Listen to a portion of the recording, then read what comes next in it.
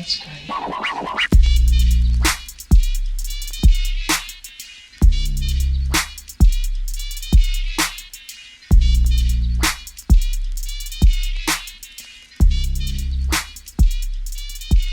That's great. Hey everybody, what's going on? This is episode 17 of the Tell Me Something Great podcast. I am your host once again, Justin Yates. How's it going? What's going on, guys? It's not even 9 a.m. here, so I'm a little tired, but I got an early start to my day, so I thought I would just jump right into the podcast this morning and try to get it done and out to you guys in a timely fashion. What's going on? Tell me something great. How has your week been? Well, my week's been pretty interesting. I had a nightmare like 2 days ago, and I'm still trying to make sense of it. I don't know about you guys, but I have problems sleeping, and there are a lot of things from my past that definitely plague my mind, and sleeping can be a challenge at times. You know, they pose that question, how do you sleep at night? And not well. Sometimes okay, sometimes not. This week has been quite interesting. I feel like I'm gaining all the weight back that I lost, but I have to remember that muscle weighs more than fat. I'm trying not to let that pull me into a depressed state more than I already am. So I've just been buckling down and trying to tighten up the diet, as I've been mentioning in previous weeks, and just doing what I can. You know, ever since I had that hospital stay, I've just had one hurdle after another, and my body has had a hard time bouncing back from then. But I'm so driven and obsessed with what I'm doing right now that it's giving me pretty good momentum to keep pushing through regardless of the hurdles. I just keep going slower. I keep doing minimal weights. I just keep trying to hyper focus on the little things I need to do. And this whole week I've been working out again, getting back into the regimen.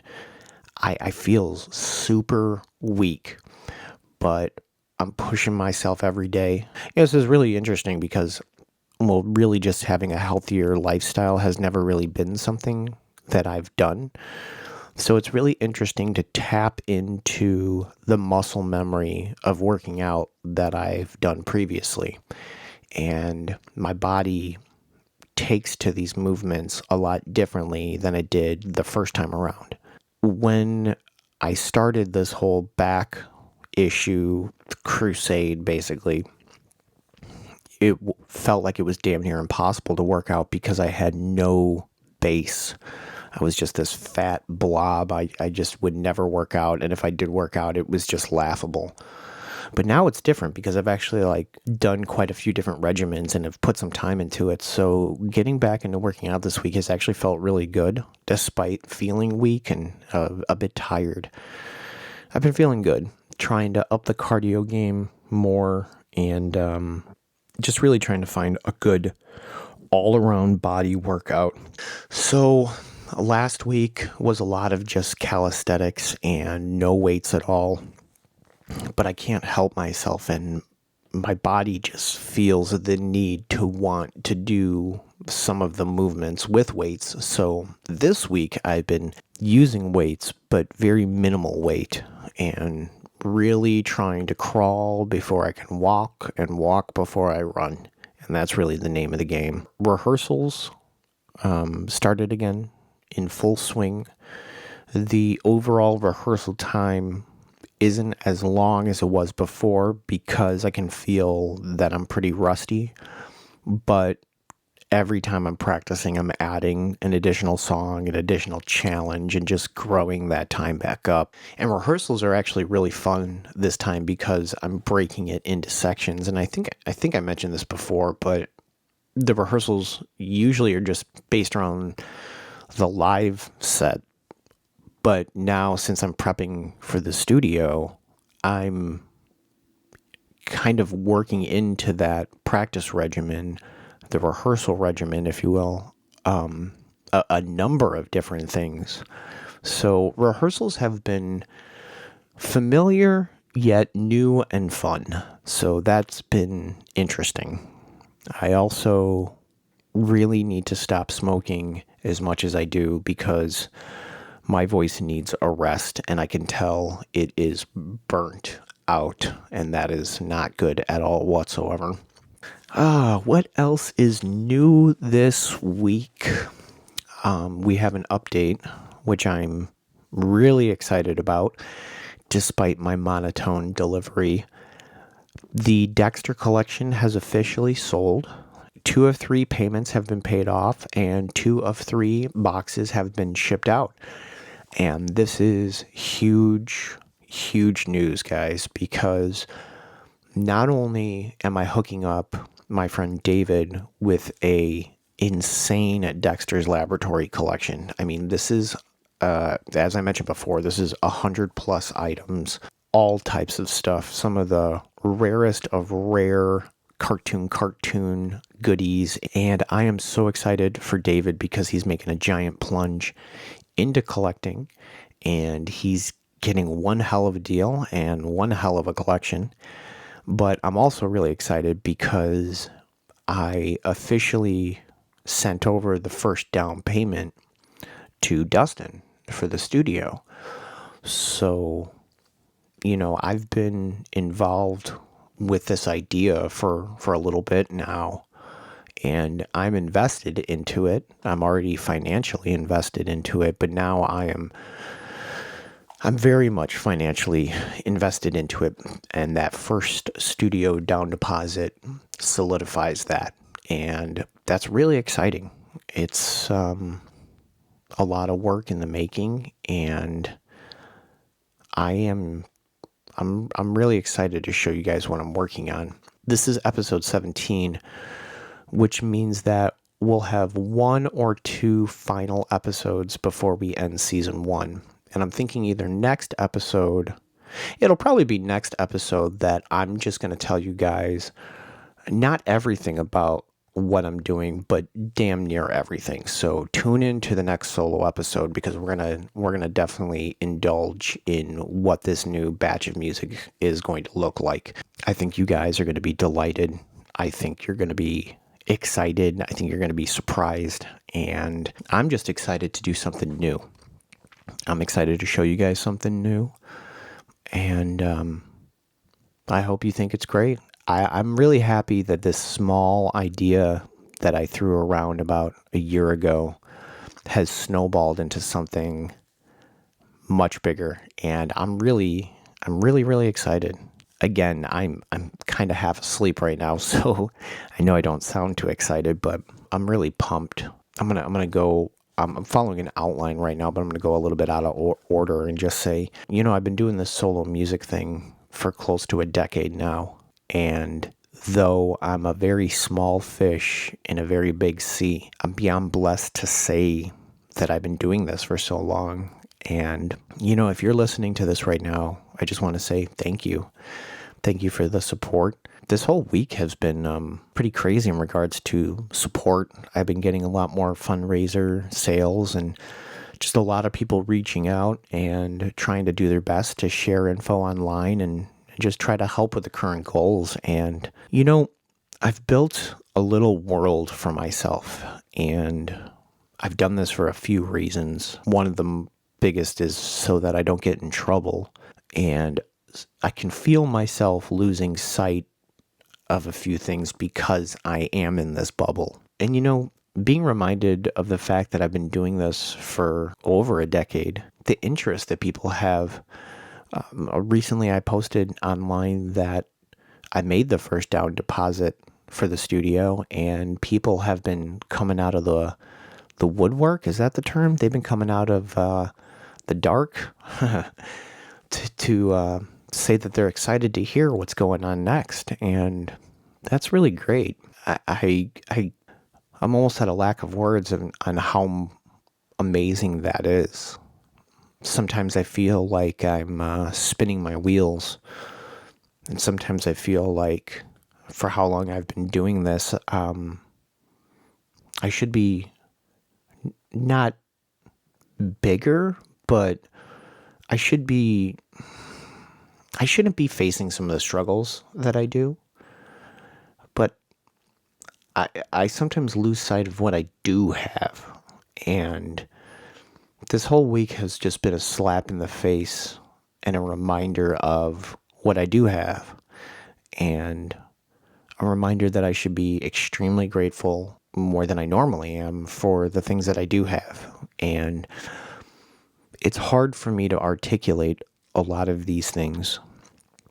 It's hard for me to articulate how I feel about the support and why it's so important and how much it means to me. It's hard to articulate how much I appreciate people reaching out in every single way that they do.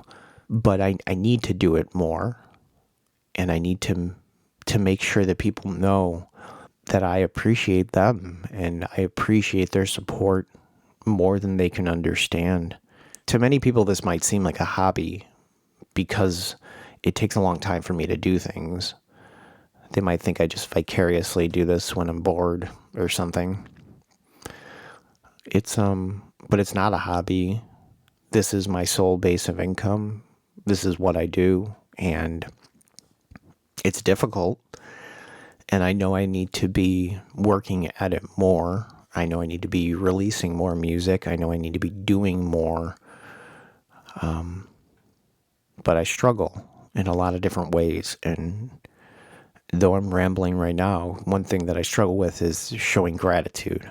The fact that you're spending time out of your day right now to listen to my silly little podcast is amazing. And I can't express how much I appreciate you taking time out of your busy day when there's so much going on and so much media and just so much in life going on, and you would spend a little bit of time with me. I struggle to put it into words on how appreciative I am of that, and I hope that you get something out of it too. You know, I've said this saying for years, and I hope you get what I mean when I say it. And that's, I don't view myself as an entertainer by our current society's viewpoint of what an entertainer is. I don't want to be that. I don't have that thrive to fill my ego like that. But if you find what I do entertaining, we're going to have a lot of fun. And I think you're going to enjoy what I'm bringing to the table. I think if you guys stick with me, you're going to be even more pleasantly surprised. And, you know, I thank you from the bottom of my heart for sticking with me for as long as you have and showing your support over the years. And it's insane. It's insane to me. You know, as much as I struggle and as much as I am still very much a small fish in a big sea, I'm shocked and so blessed and lucky to be able to say that I'm a musician and I'm still doing this. And not everyone can say that. And that's pretty awesome.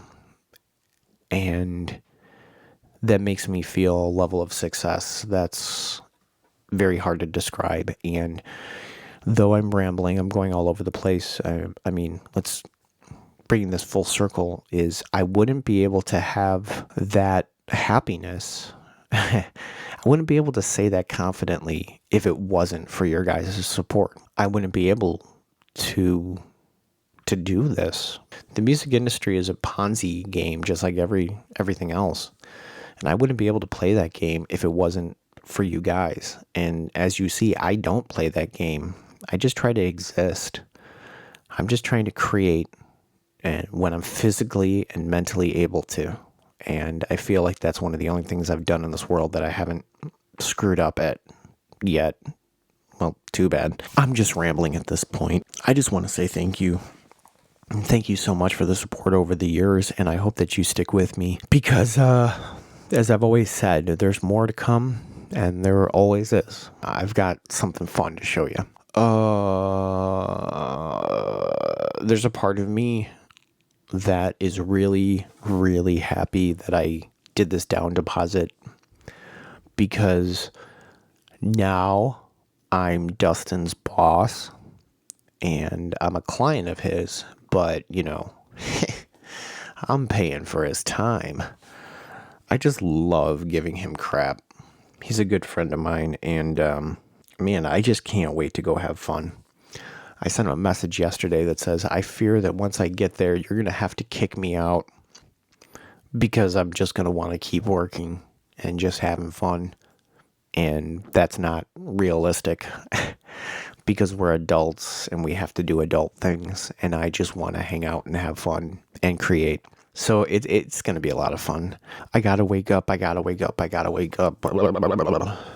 I know I sound tired and dead today because I am tired and dead. But let me assure you guys, I'm working my butt off. This week I had an old friend come back into my life, and it was a delightful surprise. I've been battling with a bunch of different issues lately, and it was a nice ray of sunshine, to say the least.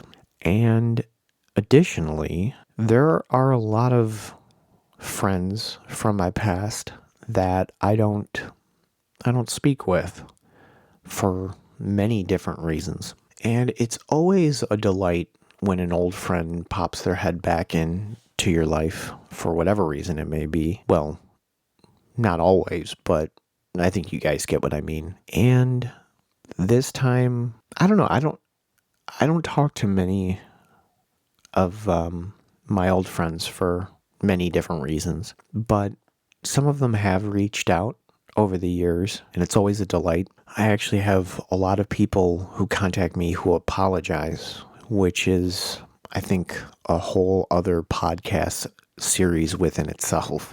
But my previous relationship with this friend was always a good one, and I think that when we kind of severed ties, it wasn't out of hate or anger or really an issue. I think it was more circumstantial and priority driven, and dare I say, even financially motivated. There was a lot of things that wrapped around why our friendship kind of took a different path for a while. But it wasn't, again, out of hate or any sort of malicious actions. There was always care, I think, on both sides. I'm pretty sure on both sides. Yeah, I've been told it's on both sides. Let me not let my self-crippling depression sneak in there and doubt that. But it was really nice to rekindle that friendship and to touch base with this person. And I just wanted to mention that. I thought that it was great. And if they're listening, I just wanted to say that it was nice to hear from you the other day.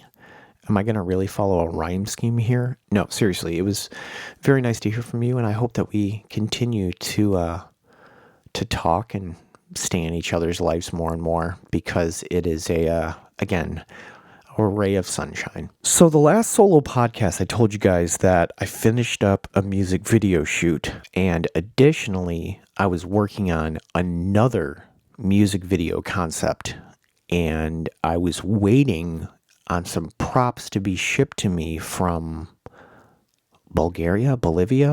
I think last time I forgot the name too. Pretty sure it's Bolivia. Well, this week the props came in, and I'm actually looking at them right now. And without telling you guys what it is, because I'm a fan of a good secret, let me just say that they look really good. And my reluctancy and hesitation right now is based on not knowing how to word this, so I'm just going to say it. The props that I got aren't as well crafted as I hoped that they would be. Now, that's not to say that they aren't crafted well. I think they look great. And I think for the idea, it's going to work. But I don't think that I'm going to be able to use these props for future projects. The best way to describe this without completely exposing what the idea is basically if I were to get this prop made in America.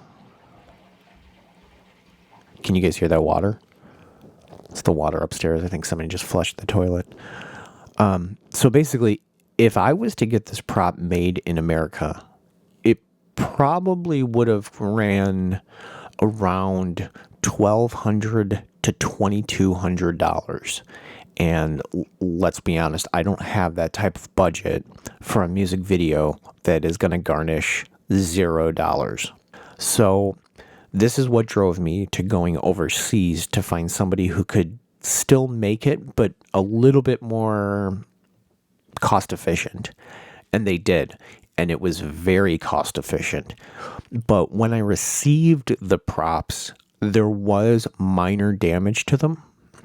So I had to do some fixing, and everything looks fine. But they are very temperamental.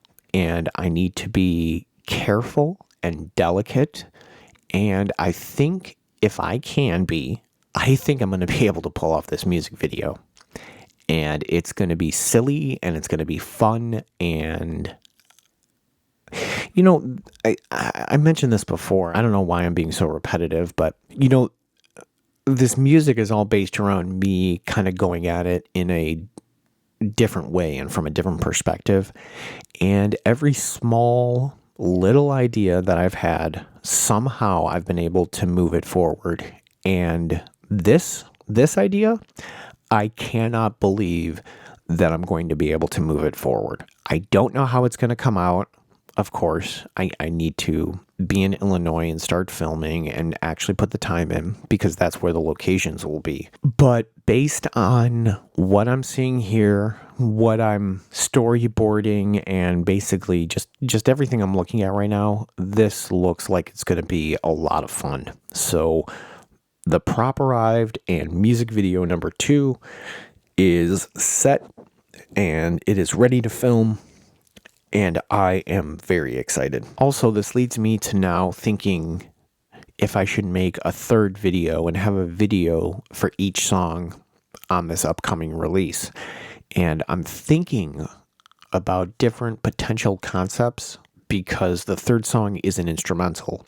So doing a video for it could be a little tricky. Sometimes instrumental videos can be boring depending on what it is.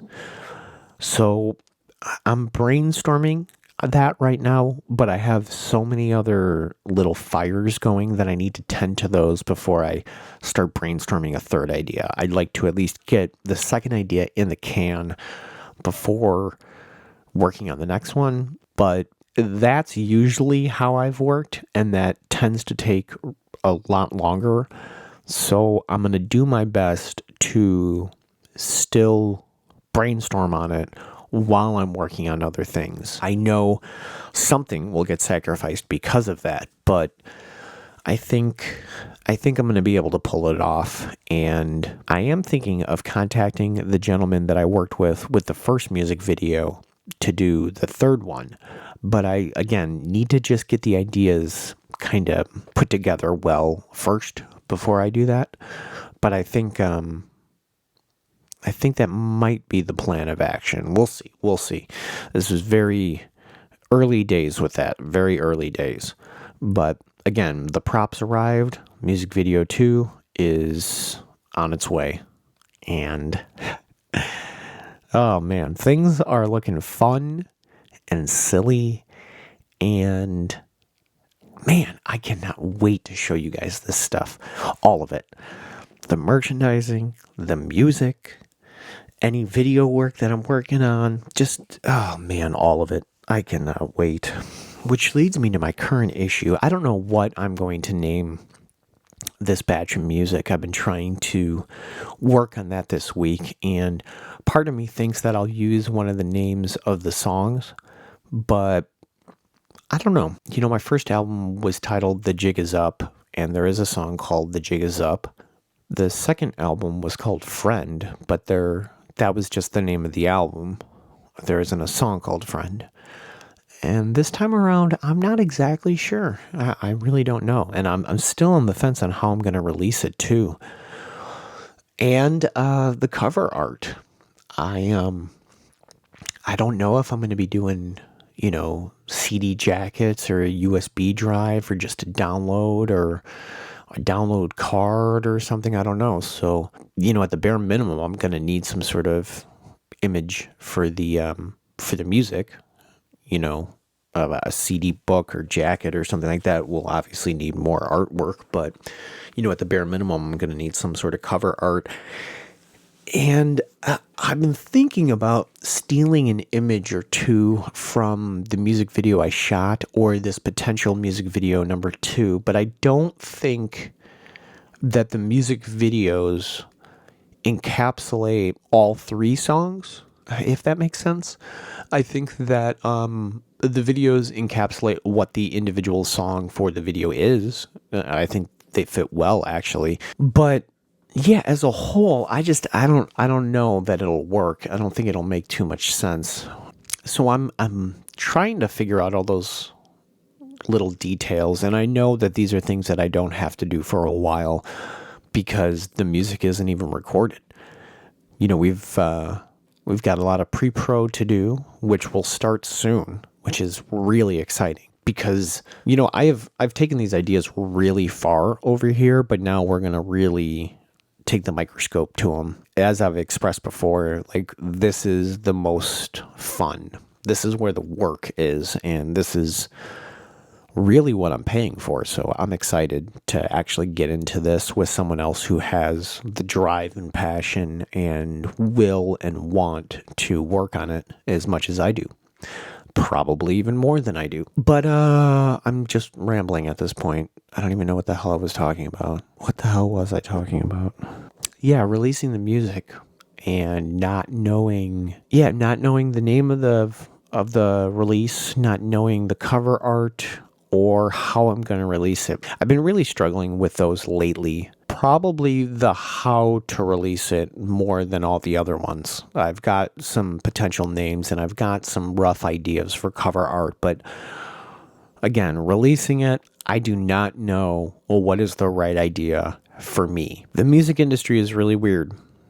It's been very weird for a long time, but it's in a very, very weird place right now. And there's a lot of me that doesn't want to conform to that. And I'm fighting it as much as I can with still adapting to some of it, but I just can't wrap my mind around having to put an immense amount of time and money and years of thought and experience into creating music and then giving it away for free as it's secondary and then trying to push a shoe line or something. I can't wrap my mind around the devaluation, if that's how you pronounce it, of music. I just can't do it. It's very difficult for me. So trying to figure out how to get this music out to people, but also getting it out there without devaluing it and still be able to put value on it because I see value on it and because I spend money on it. I need to recuperate that investment to a degree. So it's interesting and it's a challenge and it makes me want to work in a different field and do something else. But I love what I do so much and I love music so much that I want to find ways to make it work, but it's becoming difficult and I'm caught between a rock and a hard place with this releasing things because, again, what's right for everyone else may not be right for me. What's conducive to society's wants may not be right for my career choices. And I might have to take actions that force people to put in the extra step. And I'll probably elaborate on that point more in the future, but I need to wrap my head around all of this more before I really kind of show all my cards and choose which path is right for this. Which I should probably just turn to you guys and ask, how are you listening to music these days? How do you consume music? And then additionally, asking the question of, if I put out music that wasn't available online, would you still show the extra step by supporting it, by picking up whatever it is financially, picking up the physical, whatever it is, and supporting it that way, opposed to just supporting it via Spotify or something of the sort? Let me know. I asked my street team this question, and I got a bunch of mixed reviews, and some people said that they would support it no matter what it is because they just support what I do.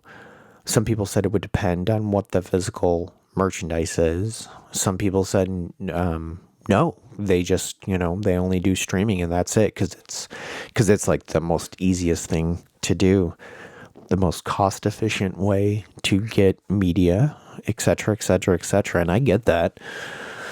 I definitely get that. So I don't know. It's difficult.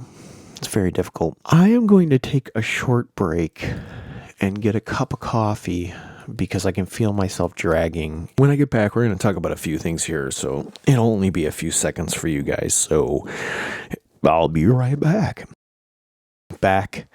And I've got some pep in my step because I finally had my first cup of coffee for the day.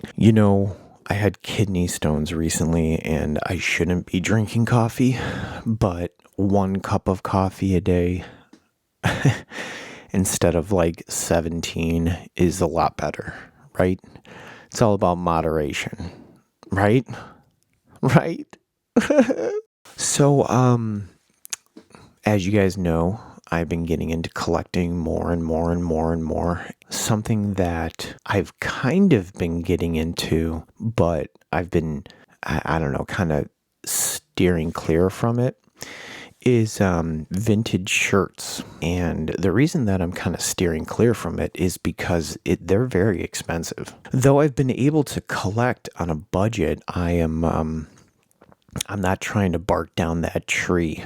Let me give you an example. So one of the shows that I collect for is Space Ghost Coast to Coast. And there's a lot of items that you can find that are priced very fairly. But for some reason, the t-shirts are on a whole different level. And that's because, and this is just my opinion, but I believe that the shirts kind of pulled over into the vintage shirt collector reseller world more than they are in the collector world. And I see this all the time. If one of my collection has a pair of shoes, I'll see sometimes the shoes be priced from the perspective of a collector, and then sometimes I'll see the same shoes priced totally differently because they're priced by a vintage shoe collector. And the perspectives on these things are wildly different, mainly because of the motivation of money. And, that's fine, whatever. People, have the right to sell things for whatever they want. But I'm going to be honest, and I think I sit with most people, that there is no t-shirt on the market that's worth $2,000. And when you're looking up some of these shirts, the prices are just absolutely ridiculous. And you can find deals here or there. For example, I collect Aqua Teen Hunger Force, and I've been able to find a whole mess of their shirts for very decent prices. But you'll go online and you'll see some jokers selling shirts that are 20 years old, that are totally faded, totally cracked, not minor cracking, not even major cracking, serious cracking. And they're still charging hundreds of dollars for these items. It's just baffling. But recently I've been trying to kind of hone in on some vintage shirts that I liked from my past that are affordable, but also might have some room that I could still be able to sell them and make a couple bucks and still hook somebody up with a few deals, And the shirts aren't anything crazy. So far on the rack, it's just a lot of band shirts, a lot of new metal, early 90s, just a lot of stuff from my teenage years. But ones that are in good condition and ones that garnish a lot. Actually, that's a good segue. This episode should be released on Tuesday the 16th. And if you're listening to this the day that this is out on Instagram, on the collection page, I should be doing a live event called Talking Shop with Outlaw Star Collector and Retro Express Thrift. It'll be on Tuesday from 9 to 10 p.m. Pacific Standard Time or 11 to midnight Central Standard Time. And basically, we're going to try to do like a weekly live thing where we just nerd out, talk about collecting and talk about just, the kind of thrifting we've done this week or sales that we were able to scoop up or things we're looking for, stuff of that nature. We also plan to do some sales, some bids, blind bids, buy it now, stuff like that.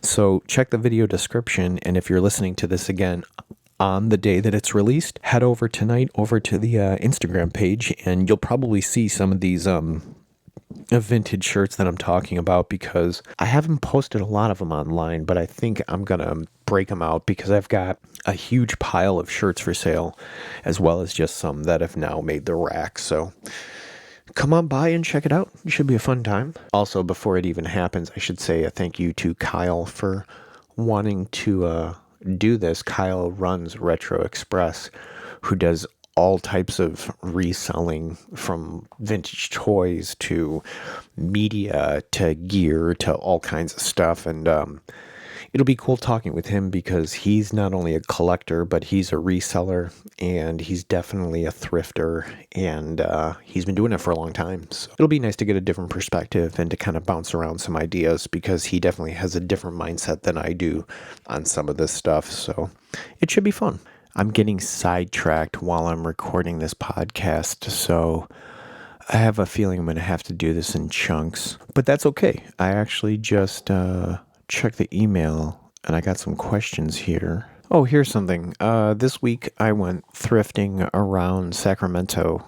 I had little pockets of time throughout the week, and honestly, I just needed to kind of take some time to get my head away from things. I've got so much going on, and I'm able to work on it, but it's just too much. So as much as I need to be working all the time, I can't. I need to use my time wisely. So I've been taking little breaks and letting my mind kind of veg out and then go back to what I need to do. And I find that work flows a little bit better. But this week I was doing that a bunch, just taking these little pockets of time to kind of break away from the office and some of the projects I'm doing. And I was hitting up a whole bunch of local Goodwills and thrift stores and basically anything I could find via GPS. And I gotta say, I don't know, most of the stores around here are pretty horrible so far. I found 2 Goodwills. It's kind of funny. They have a bunch of Goodwills in the area. Some of them are in better neighborhoods than others. But they even have like a boutique, as they call it, a boutique Goodwill, where apparently they send all these like good vintage clothes to downtown. I went there and it was a total waste. Their inventory was garbage. But I found a few little spots sort of near my house where I was able to find a few shirts, some newer stuff, but nothing too crazy, but a few leads for the future, that's for sure. But I got to tell you, so far it's been pretty grim. I think I'm going to talk about that more tonight on that live event I was speaking about. I got to find more independent sellers and more rummage sales and just more pop-ups and random things. I got to dig deeper because some of the storefronts are picked clean, to say the least. And there's a few It's not all grim. In Sacramento, there's like a few toy stores that are really cool. There are some few comic book shops and things like that that are cool. And even places that do sell some vintage stuff that I've ran into. And I have to assume there's a bunch I don't know about. But yeah, this week searching has been pretty grim. Only found a few items. Again, tune in later and I'll flash some of those items that I did find. I'll keep you guys posted as the podcast goes on and any other little treasures that I find. Speaking of some items I got this week that are worth mentioning, I was able to find an old school Adult Swim. What is it? Hold on. I was able to find an old school AdultSwim.com button. I was able to track down a, not a cell, but a Genga. I think that's what it's called. It's like the drawing that goes along with the cell. I found a random one of Gene online for dirt cheap. I was able to pick up one of those. Take a look at the screen and I'll flash all those items that I mentioned. If you're not able to watch the event tonight on Instagram and you're listening to this podcast later, just check out the link to the collection page and you'll see some of the stuff that I got this week. I made a few posts, but I'm always making posts on there. So if you're a nerd and you're into fun collecting and stuff, come say hi. I'm always looking for fun people to hang out with. Here we go. It's time for some fan questions. You guys send me your questions, and my uneducated ass tries my best to solve them and answer them and ramble about them. As always, thank you, Edwin, for that amazing jingle. It really brings a certain feel to the fan questions, and I don't think that I would be able to encompass that feeling as well as you did. So as always, thank you, Edwin. You guys can check out Edwin's music in the description below. The first question this week comes from someone. First question this week comes from my buddy Matt, aka Slick. He's no stranger to the podcast. He asks, if you could vacation anywhere, where would you go? I'd really like to go to Japan. I think that would be really, really cool for many reasons. Recreationally, probably Japan. And, I don't know. I'd have to think more about that. I would very much like to go to Australia, though. For some reason, I've been able to make a little fan base out there.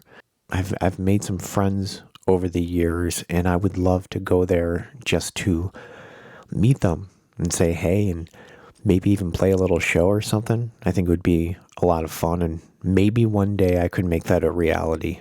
I've had more than a few fans come out of that area, and I've had more than a few conversations with them, and it really seems like there's a lot of similarities to, well, just a lot of things, a lot of similarities we share, and I'd really love to go down there. I think that would be a lot of fun. The next question comes from a friend here in California, and she asks, how come humans can't act as selfless as dogs? And I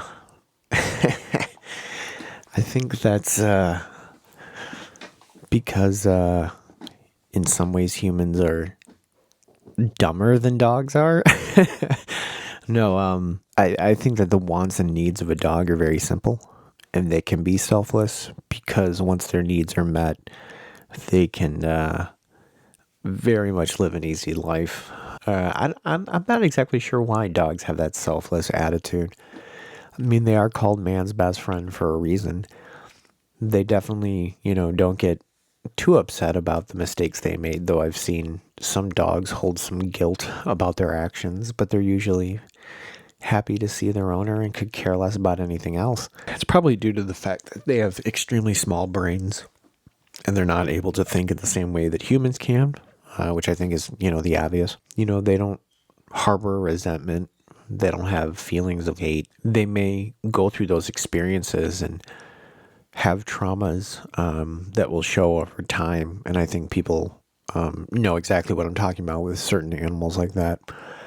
But humans, I think, have defense mechanisms that come up that keep them from being truly selfless and vulnerable. because of fear, because of the nature of other people. And as beautiful as it is to be completely open and selfless with another person, it takes a lot of trust to be able to do that. And a dog, I think, can trust a human a lot easier than another human can trust a human. I know we're stating the obvious with this one, but it's still a sad reality, you know. All right, we got another question here from a super fan, a longtime friend, Kyle Carpenter, that is. He asks, why the fuck are major companies diving into NFT investments when most companies don't seem to have any idea what NFTs even are? Well, I mentioned something about this on a previous podcast, which is that I'm pretty naive to a lot of the crypto world, NFTs included. You know, I had a fan chime in when I asked recently about different ways that I could release the new music, and they actually said release the music as an NFT. And I just don't know enough about it if that's the right thing to do. I just don't know if I even have a big enough audience or access to a big enough audience that I would be able to really benefit off of that avenue. I own everything I do. I definitely take home the lion's share in that regards. So I don't know if taking those copyrights for what I own and the actual digital media and the intellectual properties, et cetera, I don't know if taking that and putting it into an NFT versus almost selling it out of the back of my car would be better. I'm not too sure. I'm a little bit ignorant in the regards. So please, by all means, if you're a person who does do anything with NFTs, if you're a person who's into it, or I don't even know the right terminology, if you trade them, if you have some, have one, I don't know the terminology, please send me an email. The email is the tellmesomethingreatpodcast@gmail.com. Send me an email. I would love to hear more about it. I definitely have it on my list of things to do, but if I can get some firsthand experience, that would always be helpful. So, yeah, let me know. Hit me up. All right, so we got one last question here today from an old friend of mine named William. He writes, I know I'm a little late to this, but maybe something that talks about when you travel to do shows with no budget. Or how do you make it work as far as where you sleep, how you sleep, what you eat, if there's anything that you put into a guarantee, such as lodging, food, traveling, and expenses. So basically what he's asking me here is a few things, which is when you travel to do shows with little to no budget, how do you make it work? And, well, first things first is every single group is different. And I've mentioned this before, you know, a person in my position, I can go out and do 8 performances a day if my body holds up to it, while a death metal band can't do that. They need to bank on some sort of a guarantee. I can fluctuate a little bit as far as my guarantee because of my flexibility, because it's just one person. Though I do have an overhead, it's less of an overhead because it's one person and it's just one person. It's just less, if that makes, if you understand what I'm saying. But not having a budget, essentially, you know, you're playing for tips. You're playing based off merchandise sales, and that can be a grind. My advice to people is to learn to be good at public speaking and be a good salesman and stand behind your product. And even with no guarantee at some place, you're going to be able to pull in some funds. But I also think that there's a lot of power in the word no. And I think that musicians can eat off exposure. And I think everyone's time is worth something. And if people, if you're on the road, I mean, even if you're not on the road and people aren't willing to even give you gas money for a show, I think that I think that there's some problems there. And that problem isn't anything new. And I'm definitely not the first person to raise a stink about that. But musicians definitely get the shaft, and that's where road managers and really having a strong team or just being strong in your decision making can avoid those situations where you're out putting out a lot of money and time for little to no payback, nothing to recoup, He says, how do you make it work as far as where you sleep and what you eat? Well, that's actually, a big part of why my back is messed up, because I'm not big enough to put it in my rider for a hotel room or some sort of lodging. There's many times that I have to sleep in my car. For those that have been following me for years, I not only had to live in my van for some time being homeless, but I slept in the van while playing and going to shows. That van died, and I eventually got a smaller Honda Civic that I knew I could put, 1,000,000,000 miles on, and I drove that thing across the country. And that was a cramped space that was horrible, and it was filled with gear, and it was sketchy and super hot and super cold, and it sucked. And, having to be your own driver, having to be your own performer, having to do all the things that come with this career, and then on top of it, having to not be able to sleep in a bed is pretty rough. Luckily, I've actually had some fans be nice enough to offer lodging. I've even had some fans put me up in a hotel or a motel on their dime, which is ridiculously amazing. And I think it's more out of compassion and sympathy. But, as far as what you eat, bands will tell you all the time that they function on a very minimal per diem. And if you smoke cigarettes or you have other vices, that per diem is basically going to that stuff and not to food. So you're eating dollar menu, whatever. You're begging for food, basically. You're having to stock up on things at the grocery store. Obviously, stuff that that's not perishable, because you can only keep stuff cold for so long in the vehicle.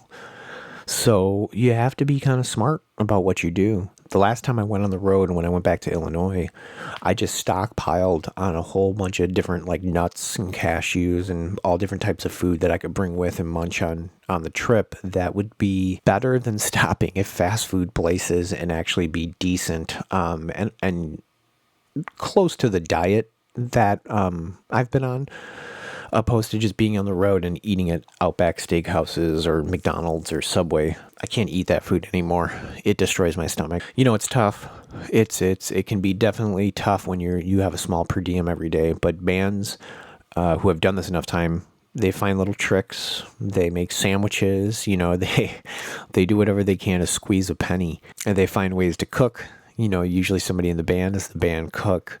Somebody will, cook up a nice meal and feed everybody. There's a whole bunch of different scenarios on how that goes down. Even back in the day, something like this wouldn't apply to somebody in my position, but there are other bands in higher positions that can get corporate sponsorships from things, for example, like Taco Bell. They used to have like a band program where they would give you basically free vouchers for free Taco Bell on the road if you would promote their product via social media. And, they'd give you a banner that you'd put like on your merch table or whatever. But you'd have to be a sizable band for them to agree to that. But even their vouchers isn't enough for like a 4-person band to live on consistently, let alone like who's going to eat Taco Bell for 3 meals a day for weeks and or months. It helps, but yeah, that's definitely not good. The road is tough, man. The road is tough for even people outside of this career choice, because you definitely put wear and tear on your body. Travel is not easy. eating shit food is not fun. Eating at bad diners. I've gotten food poisoning more times than I can mention. It's not fun. But like I said, you find little tricks here or there. You find what you like and what you can eat on a budget. And it's really the name of the game. And if worse comes to worse, you get out and you play music and you busk and you make money. You do what you love and you find a way to make that work for you. I've had to do that more than enough times. And I'm blessed to be able to have that skill set, to be able to do that. Because, yeah, I've gone hungry, and to be able to work for my meal with this type of work, it's hard to put it into words, buddy. Now, for your last point, you say, is there anything that you put into a guarantee, such as lodging, food, travel expenses? Again, I am a small fish in a big sea, so I don't have the draw to be able to demand travel expenses or lodging expenses. Sometimes, if I can find decent lodging, I'll throw it in and I'll say, hey, I'll take a percentage cut off the guarantee and just do me a favor and book me a night here so I don't have to sleep in the van or do something. But usually my riders are really bare bones, man. Just looking for some water. If they offer food, if they have a kitchen, sometimes I might ask for something after a show if I'm hungry. But I usually don't like to eat before a performance. I think most performers are like that. I suffer from the Peter Fonda syndrome, so I get almost sick to my stomach while performing at times. So yeah, I definitely don't want to eat beforehand. But I don't ask for, green M&Ms or white towels or anything extravagant like that. I'm pretty easygoing. In my experience, I've worked with promoters and I've been able to play different shows of all different types of capacities. And I gotta say that my favorite shows are the smaller ones where I'm booking all of it. I'm working with the business owner. We talk directly. It is a handshake agreement or a paper agreement, and it's just old school sales. And I love it because I think those make for the best shows because they're small and they're intimate. It makes for a less of a tense environment. It really sucks to be a performer or a business owner where you can't enjoy your evening because all you're worried about is ticket sales. It really destroys a lot of the ability to just freely be restricted from unnecessary emotions and just try to put your all into your performance and not be weighed down by some other factors. So, working with these small owners, I would always be able to work out a deal with them that made everyone happy before the show even happened. So that when the show happened, we show up, shake hands, maybe grab, a drink or something, hang out, do the show, say thank you very much, run some merch, grab my check and do the damn thing, and everyone wins. I also, don't come at them like an idiot. I don't come at them and lie to them. I've never done that. I've never been a person to be like, oh, I can draw X amount of people. It's like, no, this is who I am. This is what I do. I can draw this amount of people, and this is what I have to offer. I don't show up asking for the world. I show up with my heart on my sleeve and compassion and empathy and honesty. And I feel that, how do I word it? Like, I made it a huge point to follow those things. And I knew it would be difficult to do that because I'm in an industry full of a bunch of fakers. But when I find other legit people who I can be honest and, for lack of a better way of saying it, legit with them, everything works out fine. I'm never concerned about money. I'm never concerned about these things because if I'm hungry and I need food, I'll ask them for something to eat. If the guarantee isn't good or I bust a tire or something's fucked up, I'll tell them like, dude, I'm taking a huge hit tonight. I might need a couple more bucks.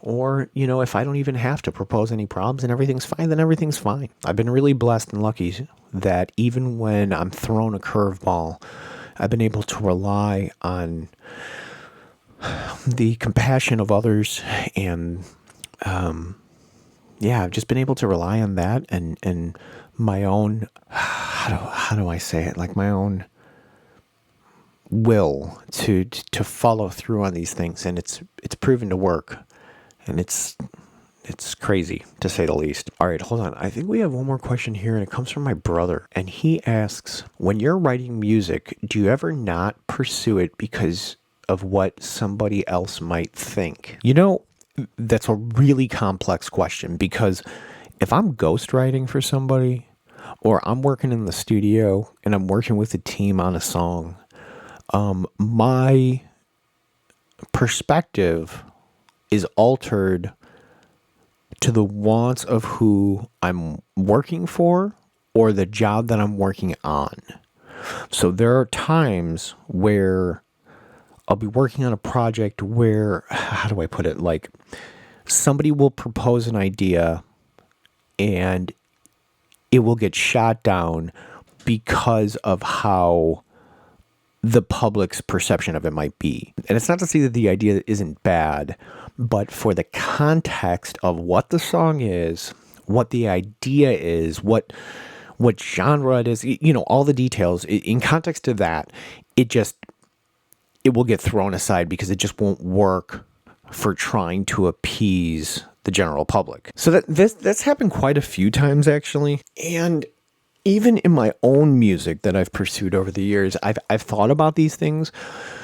But to be honest with you, and Patrick, I know you know this, and other people who have followed what I've done for years know this. Before The Jig Is Up, I made like a vow to myself after leaving a band that I was in to never be in another project unless it was like a sizable paid gig, because, you know, I have to eat, but within reason.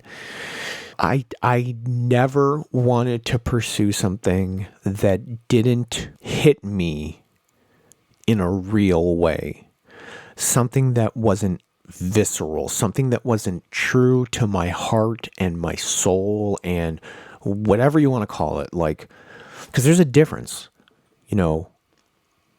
Sure, maybe one day you'll hear a song and you love it, and the next day you might not be feeling it. You know, everyone has those days where they're off. I don't have those days with music. There are certain songs that emit certain emotions for me, and they always hit me. They always do. There are certain intervals I play on guitar. There are certain notes that I play, chords that I play that just hit me in a way that is indescribable, and it affects me like a drug. It is a gigantic dopamine release, and I feel almost depleted. And like when it's over, when I perform, it's ridiculous. But that connection has always been there, and I've had to push that aside for projects. But I like I said, I made like a vow to myself that if I wasn't feeling that in a song, it didn't matter if the song was silly, it didn't matter if it was complex, it didn't matter. If I wasn't feeling that, like, again, visceral connection to like my being in some way, shape, or form, I'd throw it away.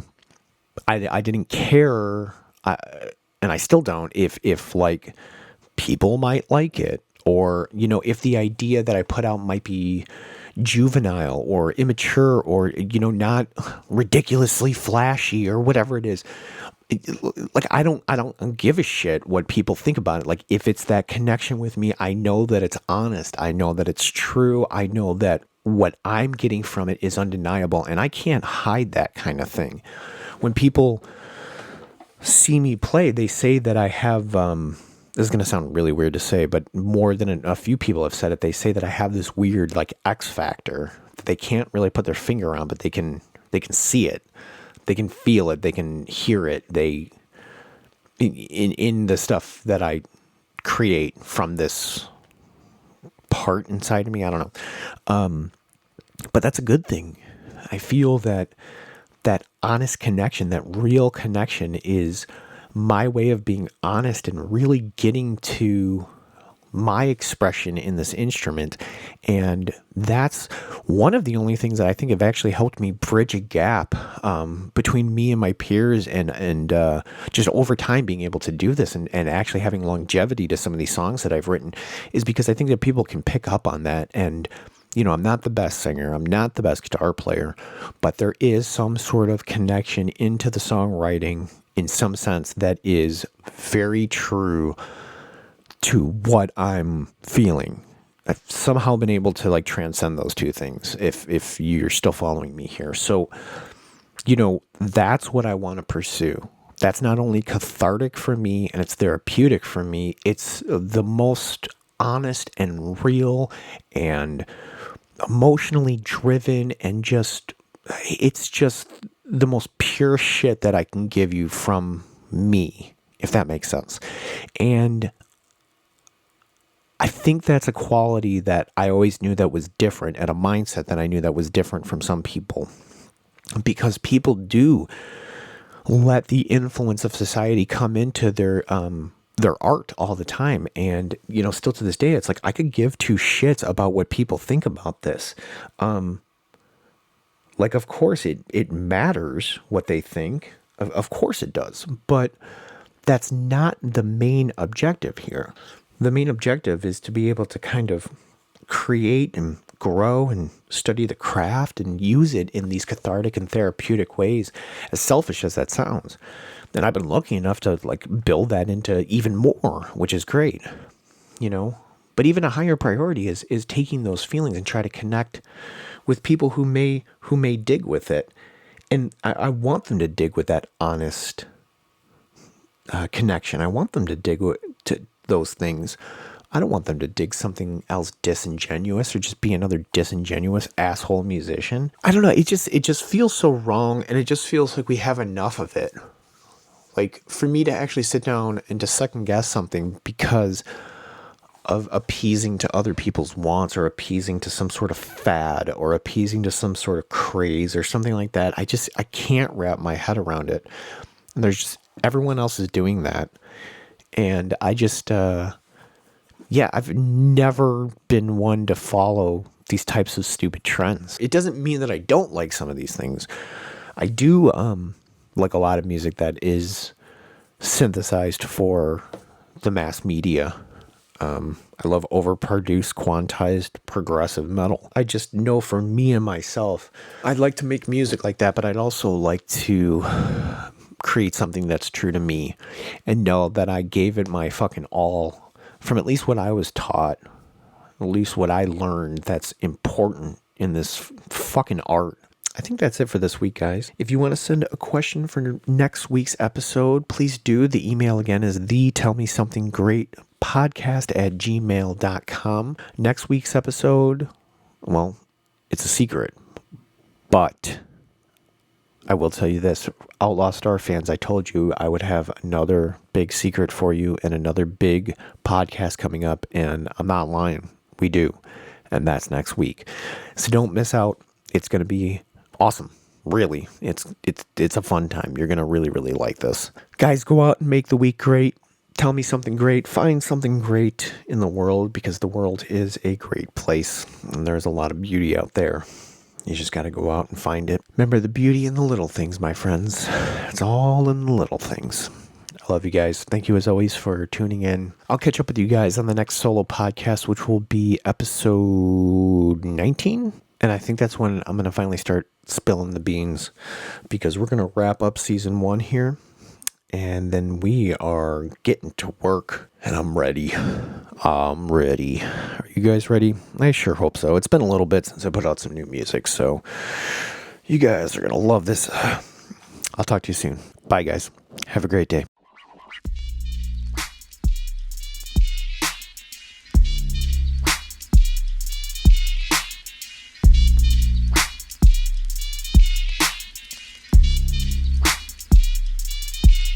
That's great.